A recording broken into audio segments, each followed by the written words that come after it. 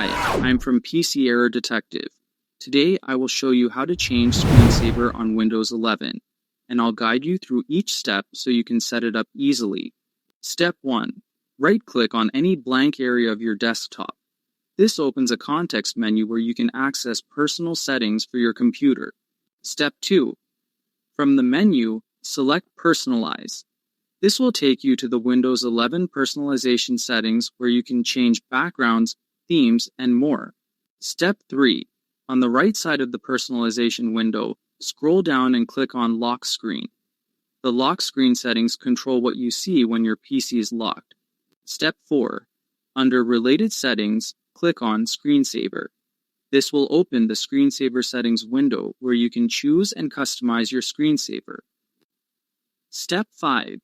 In the Screensaver settings window, click the drop-down menu to select your desired screensaver. You can choose from several built-in options like bubbles, ribbons, or photos. Step 6. If you want to customize your screensaver, click the Settings button. This allows you to adjust options like speed, folder selection for photos, or other available settings depending on the screensaver. Step 7. To see how your screensaver will look, click Preview.